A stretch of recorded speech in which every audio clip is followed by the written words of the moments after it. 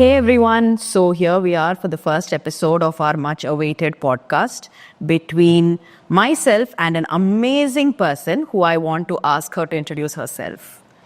Thanks, Harini. I'm Keerthana Swaminathan and I'm the co-founder of The Performance Doctor. Also the co-founder and the president of INSPA, the Indian Sports Psychologists Association.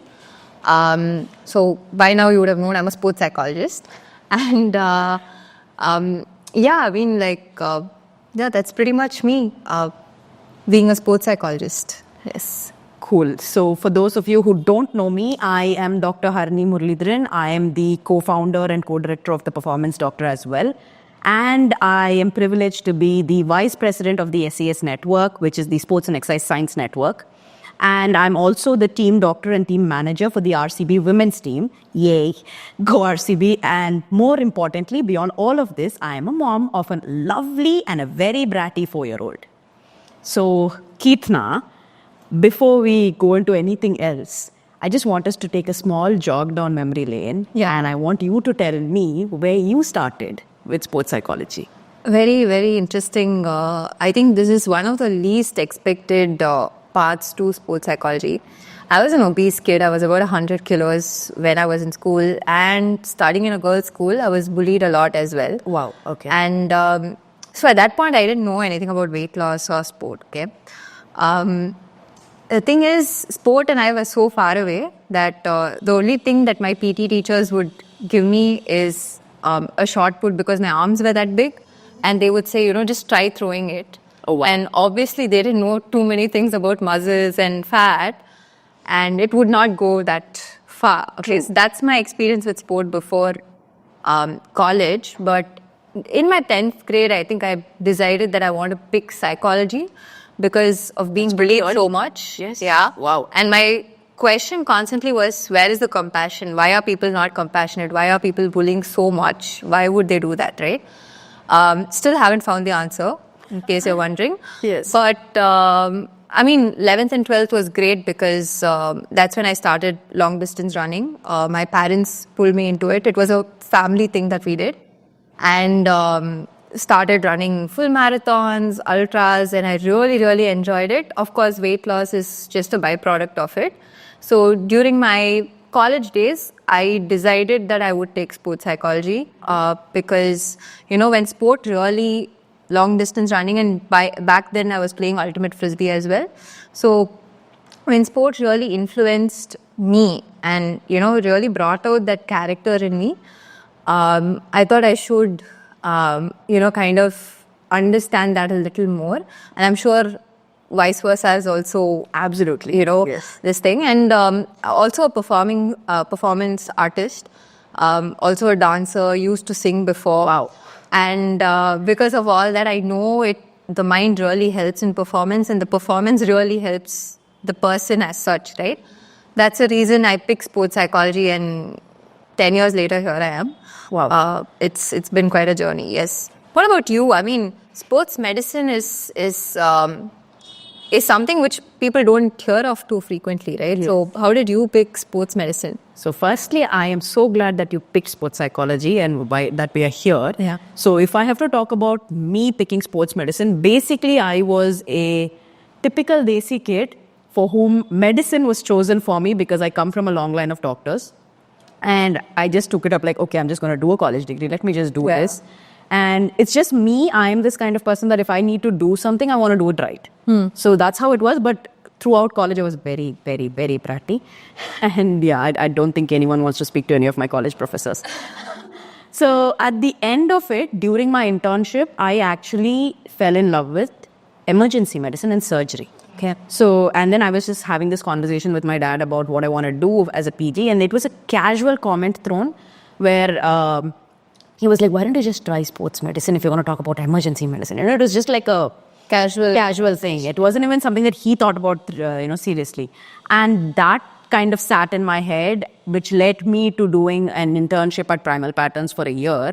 And basically, I spoke to Basu sir, and he was like, try it out for a month, see if that works for you before you take a call about, a career. So 1 month in, I was hooked on. Yeah. Genuinely, this is something that I've actually told a whole lot of people. Sports medicine to me gave that kind of feeling that this is what this is what I want to do for the rest of my life, that kick, like better than even meeting your life partner. Something like that kind of a kick. So I was like, this is what I want to do. And I picked out one university for my master's because I went through all of these universities abroad. And as you know, like, the modules are different. So I just picked out one place which worked for me. Yeah. I applied there. Good thing I got in. Yeah. So yes, and I finished my master's at Queen Mary University, and here I am. Amazing. Amazing. Lovely. Yeah. I think this brings us to the two parallels that we have in our life and how the performance doctor was born, right? Funnily, both of us did our masters in the UK. In the UK. And we never really crossed paths even then, actually. Then, yeah. And the one thing about both of us is that I think we both wanted to get back here and work. And back when at least back when I was studying, there were not many universities in India that offered sports psychology, at least as much as we knew. So we had to opt to study abroad. But these days, that's not the question, right? There are people, in fact, that's pretty much, I think, also now we need to bring out the story as to why we started the performance doctor. Yes. That's my favorite story to tell anyone, really. So you remember when you sent me that text? When was it? Last year, Jan, yes. No, I'm just trying to remember the date. Anyways. So last year, Jan, and then you sent me a text saying, hey, Harini, I have an idea. And it's an insane idea. Yeah, it's going to be sounding ridiculous. Yeah, that's the idea that... Yeah, I remember. So I remember sending you this message. Hi, please don't judge me. I know this is going to sound ridiculous. Can we I was just thinking about opening this center where, all the sports science facilities are there under one roof for an athlete who enters. And I think this is the message we're back to. Exactly, yes, more or less. And you were like, no, not ridiculous, because I've been thinking of the same thing funnily. Yes. Good thing you messaged. And I think the rest got on a call, and that's how the performance doctor was born. Literally on a 2-minute call, and I think 5 minutes over coffee. Yes, exactly. 7 minutes. That's all it took for the performance doctor to be born. And I think I was already like midway through finding a space. We connected. So that vision of just making everything accessible to an athlete and looking at an athlete holistically as a person rather than just a player or just a client. I think that is what is the passion between us that brought us together. Exactly. And I think also working on ground so much, right?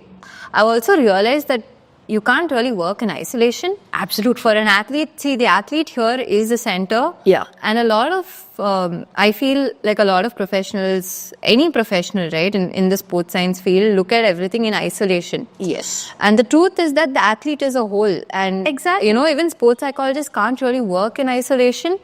And I also think that's one of the drawbacks why people don't, they think twice before really working with a sports psychologist, because a lot of things are confidential. Correct. But the thing is, we need to collaborate and work together for the athlete. Absolutely. And there is a huge connect, and I know you talk a lot about this, where we speak about the mind-body connection, right? And I truly believe that injury is the easiest thing to speak about right now. But even when an athlete is injured, or whether they have to perform, whether they have to train, the body is involved heavily, but what people don't realize is that the mind is also involved heavily. Exactly. Be it a SNC training, session, or be it a just skill training session. I think the combination of multiple factors. Yes. Just like the way reaction time from an SNC actually, works out on court. Exactly. Certain things actually work, and that synergy is something where I think people miss out on that a lot. And I think this is also an idea that both of us have, and this is something we share, where we take an integrative approach to every intervention and every client that walks in. Exactly. So I want to know from your perspective, what is that? Why integrative approach, or So see, like what you just mentioned, like how training reaction time reflects on the court. Yeah. So that is something that I feel very passionate about, where people need to understand that sports science is not just injury. Yeah. So if you're going to look at SNC as something where you can boost performance with, you're going to, do your conditioning sessions, you're going to do your training to, get that extra edge. why don't you think that sports medicine or psychology or nutrition per se is going to still add to that extra edge? Why do you need to go to a psychologist or a nutritionist only if you have something going wrong in your life? That's not the case, right? I mean, if you can mentally train yourself to be prepared for those scenarios before they actually happen, then you're still going to be giving yourself another 2% edge. Yeah. And that is something I feel like people really miss out a lot. And I think that is the narrative that the two of us are actually trying to build here about and why this whole multidisciplinary approach, a collaborative effort is coming into play. Yeah. And like you were talking about it being a dialogue as a nation. Yes, If exactly. Talk about that some more. Yeah, funnily, we aim really high and we think, we should be. Every year, I see a lot of people criticizing athletes, saying we don't have enough Olympians, we don't have enough medalists or Paralympic medals as such.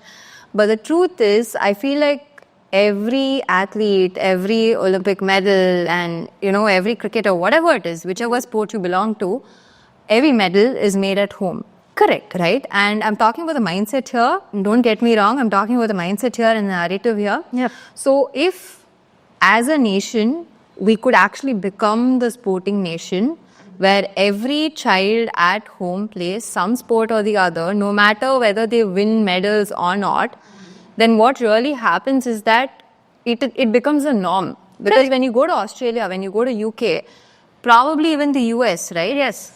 People play a sport no matter what. You don't have to be... It's actually in their curriculum. Exactly. You don't have to be an elite athlete to actually be playing sport or even a district level athlete. But over here, what I find is that, when a kid is playing district level, state level, right? The kid is being pulled out of sport. I'm sorry, not sport, school. Of school, yeah. Thinking that sport is going to be their biggest thing. What they don't realize is that they need to go to school as well. Yes. And sport can just be a part of their life. No, I think what really needs to come into play there is the ability to accept that, it's okay to excel in one and be mediocre in the other. And it's not even mediocre. Exactly. It's actually good. Yeah. Maybe the language is wrong, but then see what I see is parents feel like, okay, my kid needs to be a straight A holder in school and somehow win a gold medal in the state as well. Exactly. And that's not the realistic. Exactly. And apart from this, what I would really like to kind of touch upon is that, this narrative that we're speaking about, this is something I bring out on every panel or every discussion I've had because I think this really hit me really hard, okay? One parent came and told me, I've invested so much on my kid, I don't find any ROI. Wow. And to be very honest, I was flabbergasted. I really was. I'm taking a minute to take that in. But the thing is, they don't realize, character can also be ROI. Exactly. A medal need not be ROI. Exactly. They can realize that, that teamwork, the time management, the kind of exposure that the child gets is also ROI, is something that people don't realize. The life skills. Exactly. And ironically, because they focus so much on performance and not really the progress or the process bit, ironically, we don't really achieve high performance. And I feel like it's sad. The prehab versus rehab applies in the mind and the body. Yes. And what I'm talking about is the prehab kind of a mindset. Yes. If I need to draw a parallel, but this is what I think the reason we also start this podcast is because of that. We just wanted, I think one of the smallest step we can take is to spread the right awareness. It's not just about awareness, it's about the right awareness, right narrative. And I think right now, us doing the podcast, that is the very goal of it, is to have these conversations. Absolutely. And to change those narratives. Right? Exactly. And to be able to bring in those industry leaders, those people are actively promoting a multidisciplinary approach, who understand the importance of a multidisciplinary approach, to actually speak about it from their own experience. Yeah. I think that is literally what might actually make people connect better. Absolutely. And also break stereotypes. Exactly. Right? So, I mean, because there's been so much of stereotyping around sport as a whole in our country. I mean, for how long are we still going to be a cricket nation? Yes. I mean, I think with all the medals... We all love cricket. I know. Yeah. I mean, but then the reality is, with the amount of medals that we've gotten in the Olympics and the Paralympics this year, Yeah. I don't know. I'm just seeing, like, if we can just make it a national dialogue, if we can Yeah. make sport a conversation in every home, Yeah, absolutely. you know, rather than maybe just divert the conversation from career, Yeah. you know, to actually very sport, you know. So if we can do that, I think that's where we've achieved what we want to do with this podcast, and that's literally what we're trying to do here. Absolutely. Absolutely. So yeah, so I'm kind of eager to see how this podcast goes forward. Absolutely. I'm super excited. Yes, and let's stay tuned for the first speaker who's going to come up in the next episode. Thank you all. Thank you.